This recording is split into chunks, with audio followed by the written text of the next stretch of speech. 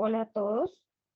Entonces, en esta pequeña presentación les quiero dar un poco sobre un tópico que considero importante, pero que no vamos a verlo en clase fundamentalmente, sino que lo vamos a tratar a través de esta presentación. Resulta que para ello vamos a hablar de los diagramas de propiedades para cambios de fase. En ese sentido, vamos a recordar el proceso de cambio de fase del agua a una presión constante de 1 atmósfera. Es decir, el experimento del pistón que yo mantenía, subía y bajaba para mantener la presión constante. Y vamos a encontrar que nuestra gráfica va a quedar de la siguiente manera. Recordemos que nosotros estuvimos haciendo esto para diferentes presiones, ¿cierto? Entonces, en ese sentido, vamos a encontrar una isóbara, ¿cierto? No solamente una, dos, tres, cuatro, sino tantas isóbaras sean consideradas para este tipo de experimento. ¿Qué vamos a encontrar aquí o cuál es lo particular del asunto? Que en la medida que va aumentando la presión, la línea de saturación, es decir, esta lineecita que estoy señalando acá de rojo, va a disminuir o se va a cortar en cuanto la presión va aumentando. Entonces, si ustedes se fijan, esa línea va disminuyendo en longitud. Esa línea se denomina línea de saturación. ¿Hasta dónde se va a reducir? Hasta aquí. ¿Dónde es el punto crítico? El punto crítico es aquel valor en donde yo ya no sé diferenciar o los estados son poco diferenciados, poco o nulos. Es decir, que va a tener como una única fase en donde el líquido saturado y el vapor saturado son estados idénticos. ¿Listo? Entonces, a partir de ese punto yo ya no tengo fases. Pero hacia abajo, cuando las presiones van disminuyendo, entonces sí puedo identificar fácilmente mis fases. ¿Qué pasa si nosotros ampliamos el diagrama hacia el punto crítico? Vamos a encontrar lo siguiente. Que aquí nuestro punto crítico, ¿cierto? Y entonces vamos a encontrar dos fases. La fase de vapor que se encuentra bien a la derecha y la fase de líquido que se encuentra a la izquierda. Y ojo con esto. Cuando nosotros tenemos temperaturas que son mayores a las del punto crítico, temperaturas superiores al punto crítico, siempre vamos a tener vapor, superiores al punto crítico, sin importar la presión. Ojo con eso. Y por otro lado, cuando estamos por debajo de la temperatura crítica, vamos a tener siempre líquido. Y aquí le estamos presentando.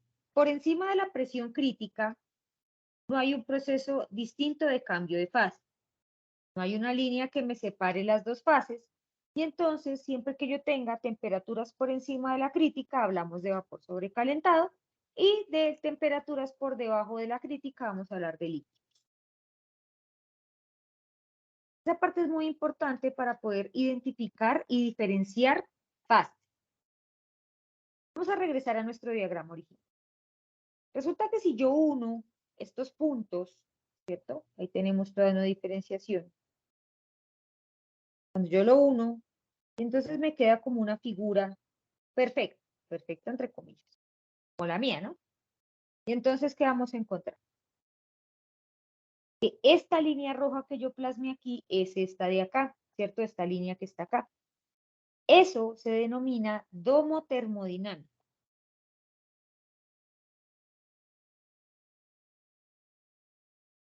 Ese domo termodinámico es, para cada sustancia es diferente.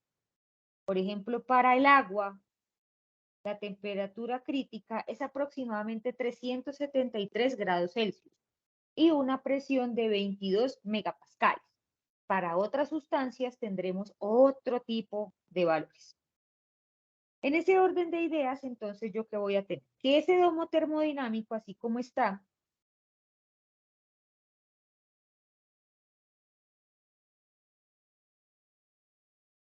todos los valores que están a la izquierda sobre la línea del domo es la línea de líquido saturado. Es decir, que sobre esa línea voy a tener siempre líquido saturado.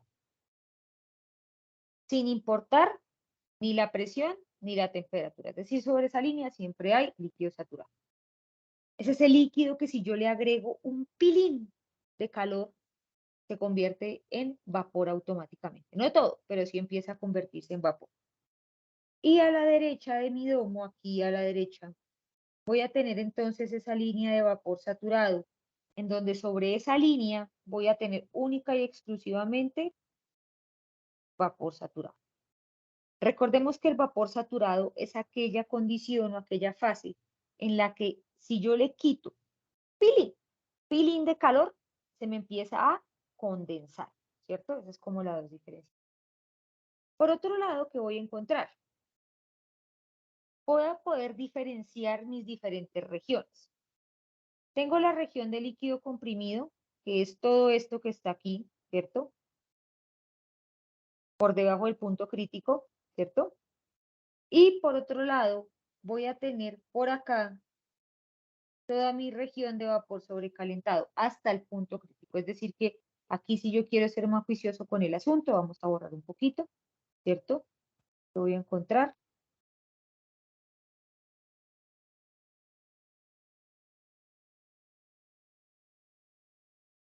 Bueno, no lo puedo borrar, pero básicamente tengo que ver, me deja borrar. Bueno, vamos a hacerlo entonces de otro color. Dice que hasta aquí, ¿cierto? Hasta el punto crítico. Es decir, que todo lo que esté por aquí es vapor sobrecalentado y todo lo que esté por aquí es líquido comprimido. Del punto crítico hacia arriba, sin importar si tengo una temperatura X o una presión Y, no voy a tener fases. No puedo hablar de una fase, sino de una condición, la sustancia a esas condiciones. ¿Listo? Y por otro lado, vamos a tener que dentro del domo, todo esto se denomina mezcla saturada de líquido vapor. Entonces, ¿qué podemos encontrar? Aquí está mi estado 1, ¿se acuerdan? Cuando estaba líquido completo. Por aquí sobre la línea, justo en la línea del domo, el estado 2. Vamos a hacerlo con negro para que se vea mejor. El estado 2, ¿cierto? Vamos por aquí, estado 3, porque era una mezcla. Llegábamos a vapor saturado, estado 4. Nos íbamos a vapor sobrecalentado, estado 5, ¿cierto? Y ahí está cómo podemos identificar o en qué regiones se encuentra cada una de nuestras fases. Esta parte es importante para poder diferenciar fases. Sin embargo, nosotros podemos hacerlo ya sea de una forma gráfica o a través de tablas. Cuando nosotros hacemos el experimento manteniendo la temperatura constante, ¿cómo nos queda? ¿Se acuerdan que yo les mencionaba? Entonces, a altas presiones, ¿cierto? Voy a tener bajos volúmenes específicos, ¿cierto? Y a bajitas presiones voy a tener altos volúmenes específicos. Pero el concepto es exactamente el mismo, ¿cierto? Cuando nosotros vamos a mantener el volumen constante, entonces, a volumen constante, entonces yo me imagino un recipiente rígido, completamente rígido. Y entonces, ¿qué voy a encontrar? Si nosotros arrancamos particularmente desde acá, nosotros estamos por aquí. Tenemos un líquido. ¿Cierto? Y entonces nosotros vamos a empezar, este es mi estado 1, un líquido comprimido. Porque el punto triple, ¿a qué hace referencia? A los tres estados están juntos al mismo tiempo. Es decir, como que se visualiza ahí hielo, agua y vapor de agua en un mismo momento. Eso ocurre a unas condiciones especiales. Entonces, digamos que así nomás es difícil ver. De pronto podríamos verlo en la cima de algún tipo de ¿cómo es que se llama? De páramo. De pronto en los páramos sí podemos verlos cuando vemos que el agua está fluyendo junto con el hielo, pero a la vez está como sublimando un pilín por las mismas condiciones de presión y temperatura que hay. Entonces, de pronto ahí lo podemos ver. Pero, digamos que en efectos prácticos, estamos en el estado 1. Viajamos al estado 2, pasamos por el estado 3, pasamos y resulta que yo solamente puedo llegar hasta el punto crítico. Es decir, que en alguna región entre estas líneas voy a tener vapor saturado y vapor sobrecalentado, ¿cierto? Y solamente puedo llegar al punto crítico. Cuando nosotros vemos esta gráfica con más detalle, nos damos cuenta que en realidad es el famoso diagrama de fases para una sustancia, donde veo aquí que está en sólido y se convierte a vapor, ¿cierto? Llega a líquido, entonces empieza la fusión porque lo estoy convirtiendo de sólido a líquido, y la vaporización cuando es de líquido a vapor. Y entonces ahí lo podemos ver todo mi diagrama de fases, muy similar a lo que nosotros vimos cuando estábamos hablando de las diferentes fases de la materia. Para efectos prácticos, nosotros vamos a encontrar que solamente vamos a trabajar es en esta región, de líquido vapor. Pero ojo, siempre vamos a encontrar que el punto crítico es a lo máximo que vamos a llegar. ¿Qué podemos hablar sobre esta gráfica adicionalmente? Que la línea de evaporación termina en el punto crítico y no es posible distinguir las fases líquidas y de vapor. Cuando nosotros somos un poco más juiciosos y queremos ver todo esto de una forma mucho más grande, entonces lo que hacemos es crear una superficie en donde mezclamos presión, volumen y temperatura. Entonces, en ese orden de ideas que vamos a encontrar. Vamos a encontrar aquí, si lo vemos, entonces imaginémonos que lo estamos viendo desde arriba, en esta dirección, y entonces ahí es donde aparece el domo, ¿cierto? Pero para nosotros, nuestro domo solamente va por acá. Es esta partecita de aquí que estoy señalando. Y cuando nosotros tenemos sustancias que se expanden al congelarse, entonces nuestro domo de interés va a ser esta partecita de aquí, únicamente. ¿Qué significa que una sustancia pura se expanda o no al congelarse? El agua. El agua es una sustancia que suele expandirse cuando se congela y por eso flota. Entonces, en ese orden de ideas, por eso toda mi línea o toda mi región de sólido, ¿cierto? Con respecto al líquido, entonces aquí es donde se pasa esa formación aquí atrásito. Entonces, esa región es mucho más pequeña, ¿cierto? Porque básicamente el sólido se lleva allá y él se expande, se lo lleva por delante. Mientras que aquí vamos a tener una región mezclada de sólido y líquido y el sólido, la región de sólido solito es un poco más pequeña, ¿cierto? La mayoría de sustancias, por no decir que todas, se contraen al congelarse y precipitan cuando se congela. El hielo, no, el hielo es la única sustancia pura que no hace eso. Y eso con respecto a todo lo que tiene que ver los diagramas de fases. Nosotros vamos a trabajar las tablas de propiedades termodinámicas y en ese orden de ideas vamos a hablar un poco de ellas en este momento para que cuando estemos en clase podamos manejarlas de una forma un poco más efectiva. En ese orden de ideas, veamos las tablas. Vamos a buscarlas por aquí. Aquí está. Resulta que yo tengo mis tablas de propiedades que yo se las dejé juiciosamente en el clase, ¿cierto? Tenemos el apéndice 1 que está en el sistema internacional y por otro lado tenemos el apéndice 2 que está en unidades inglesas. Son las mismas tablas, pero con unidades diferentes.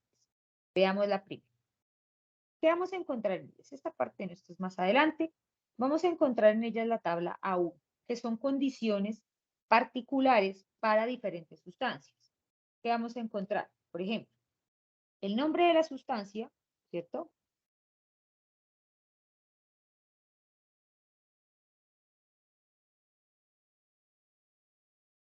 El nombre de la sustancia, su fórmula química, su peso molecular en kilogramos por kilomol y la constante de gas ideal para esa sustancia.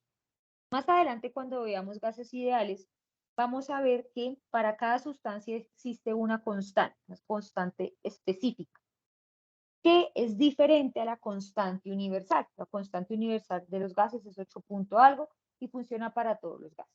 pero las constantes de gas específicas son para cada sustancia porque se calculan a partir de la constante universal y el peso molecular de la sustancia.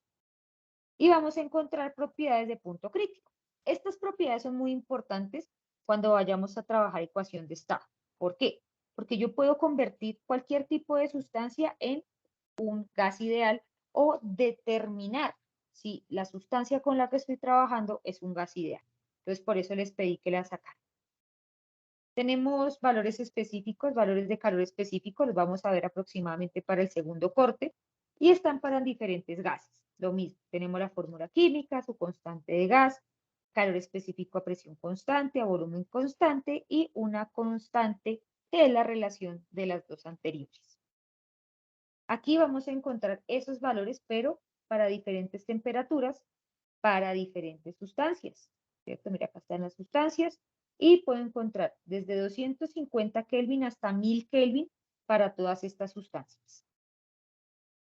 Aquí vamos a encontrar, son a partir de unas constantes, cómo lo calculo, para diferentes sustancias, en qué rango de temperatura funcionan y cuáles son las variaciones de error que puedo encontrar entre una y otra. Casi siempre a bajas temperaturas estas ecuaciones son menos precisas que a altas temperaturas. Estas no se las pedí, pero son propiedades de líquidos sólidos y algunos alimentos comunes. Entonces, por ejemplo, cuando yo voy a hacer un balance energético, qué sé yo, de la elaboración eh,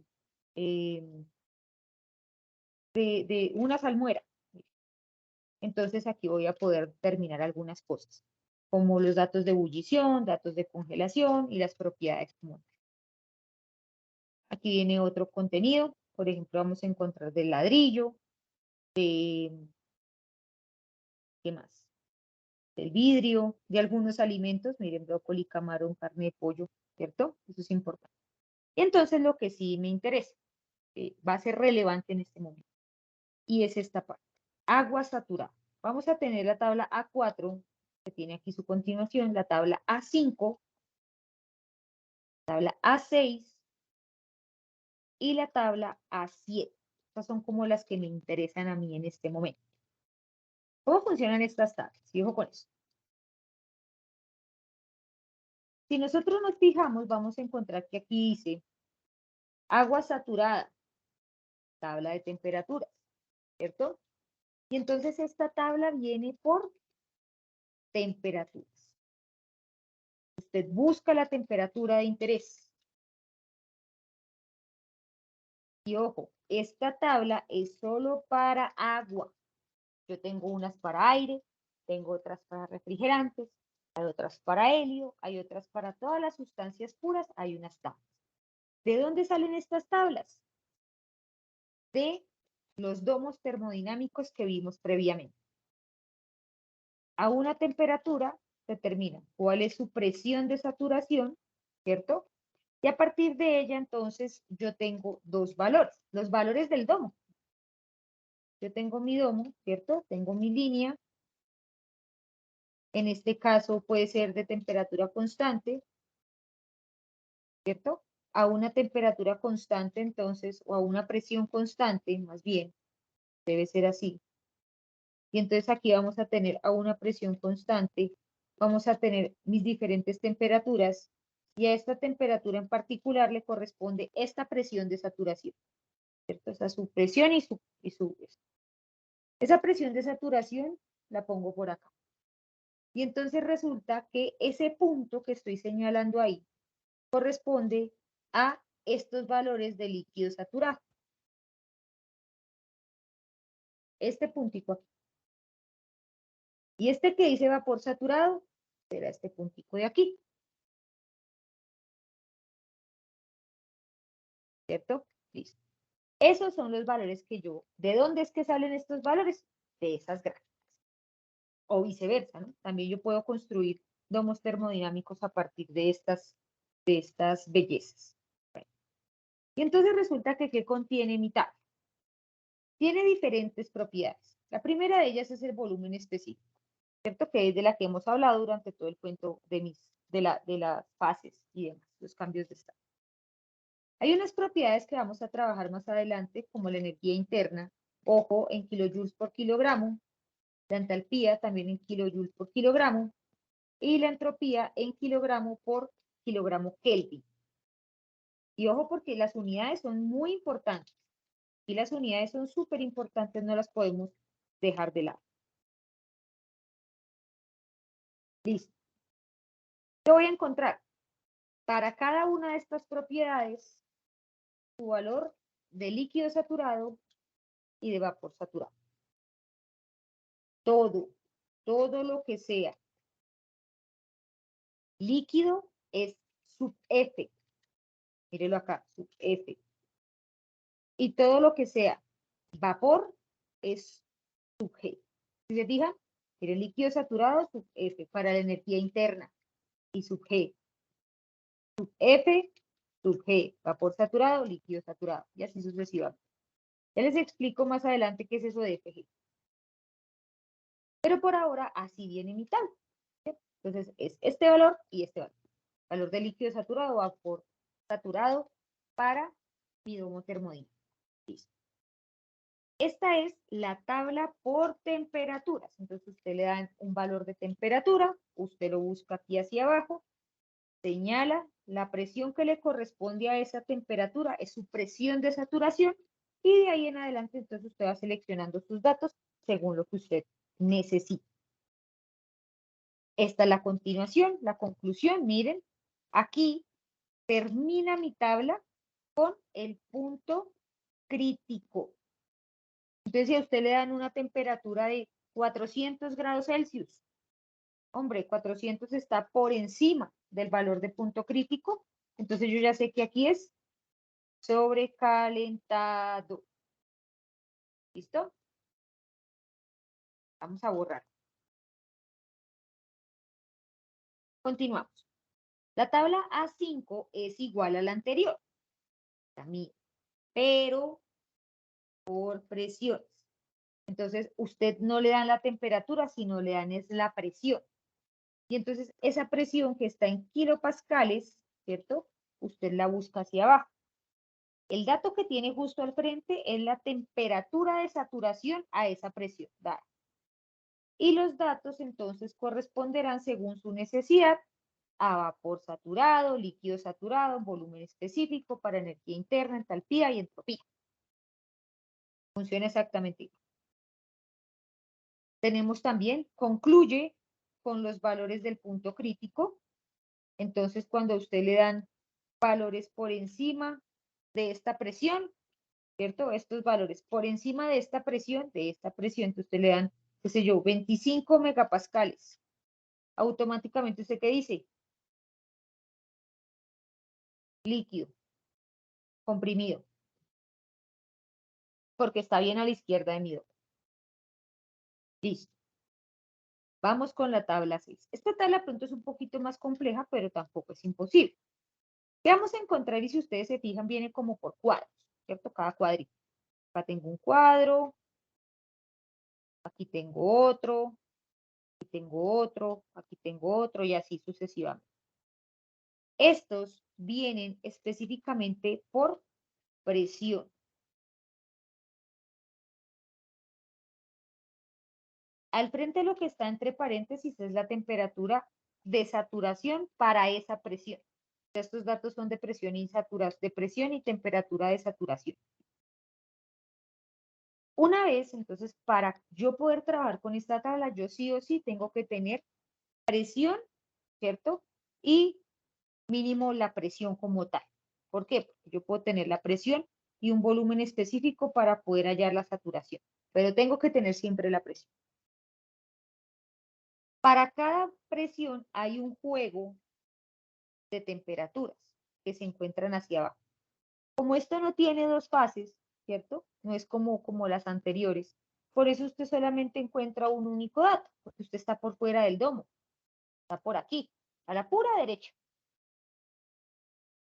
Entonces, por eso solamente encuentra un dato.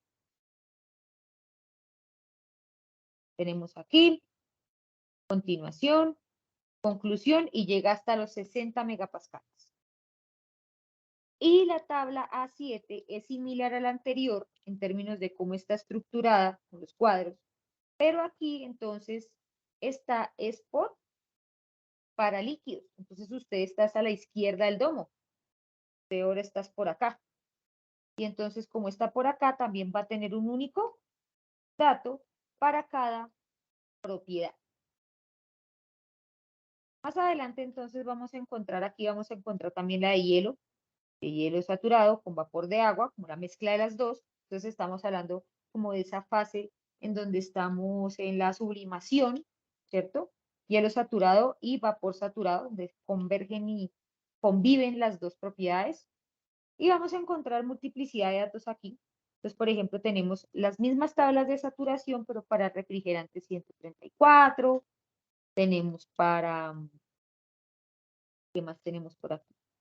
Propiedades de gas ideal, esas las vamos a trabajar más adelante. Tenemos las del nitrógeno, las del oxígeno, ahí están, las del dióxido de carbono y demás. Ahí tenemos varias tablas y es bueno que las vayan chismoseando como para que vayan mirando de qué trata. Y por otro lado tenemos las tablas del apéndice 2. ¿Cuál es la diferencia entre uno y otro? Miren, por ejemplo, aquí viene en BTU por libra masa. Ranking. ¿Cómo vienen las tablas A, las tablas 4 y las tablas 5 y demás? Son exactamente iguales, pero lo único que usted tiene que fijarse es en las unidades. Fahrenheit, PCIA, para que lo veamos mejor. Por acá, PCIA, pie cúbico por libra masa, BTU por libra masa, ¿cierto? Entonces, esos son los pequeños detalles que tenemos que fijarnos entre una y otra. Y eso sería todo. Espero que hayan comprendido y en clase vamos a terminar de solucionar algunas dudas y vamos a aprender a utilizar nuestras tablas.